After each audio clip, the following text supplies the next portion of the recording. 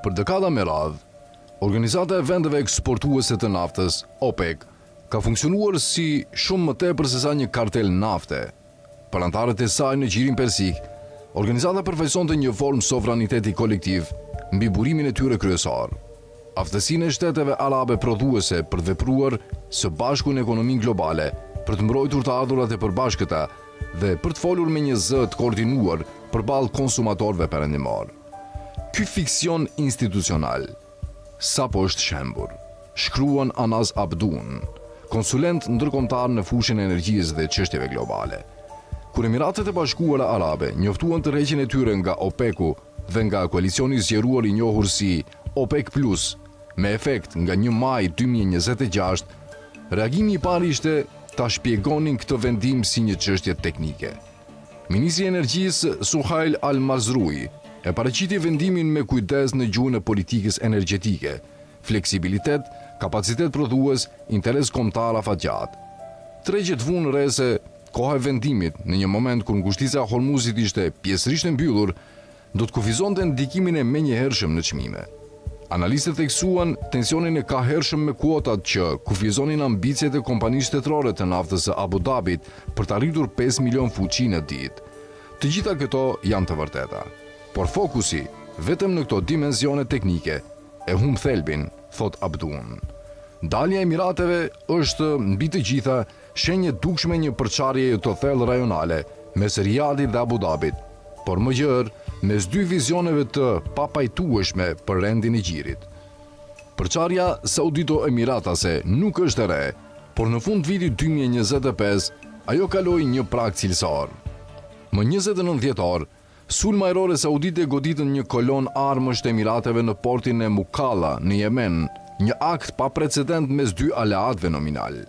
Riyadi më pas kërkoi publikisht tërheqjen e gjitha forcave të Emirateve nga territori i Yemenas, dhe në fillim vitit 2026, kjo kërkesë u pasua me shpërbërjen e Këshillit Tranzitor Jugor, një nga përfaqësuesit kryesor të Abu Dhabit në vend. Kjo nuk është një mosmarrveshje taktike, është shprehje e një kontradikte strategjike të thellë. Arabia Saudite kërkon ruajtjen e integritetit territorial të shteteve arabe dhe pozicionimin si fuqi stabilizuese rajonale.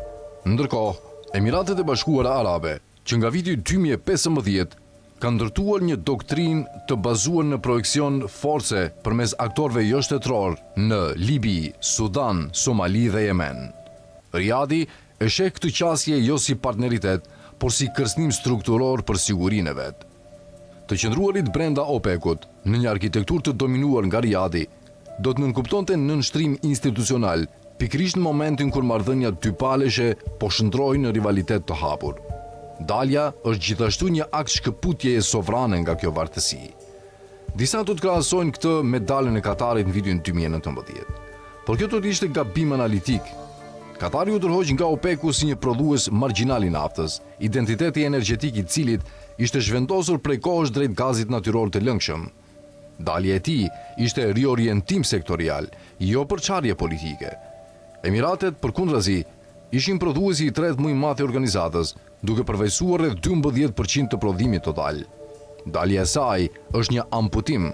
Ajo tregon se edhe antarët më qendror të kartelit mund të vlerësojnë se interesat e tyre shërbehen më mirë jashtë organizatës se sa brenda saj.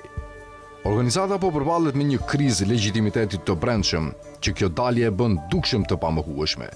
Që nga pushtimi i Ukrainës, OPEC Plus është perceptuar në Washington si një instrument që shërben një disiplinë çmimesh që përkon objektivisht me interesat ruse, duke mbajtur të ardhurat nga nafta për të financuar luftën.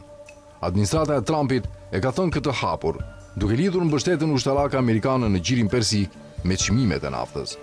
Duke zgjedhur lirinë e prodhimit, Abu Dhabi dërgon një sinjal distancimi nga kjo arkitekturë, një arkitekturë vlera gjeopolitike së cilës në Washington është e qartë. Në këtë mënyrë, Emiratet bëjnë një zgjedhje që shkon përtej politikës energjetike.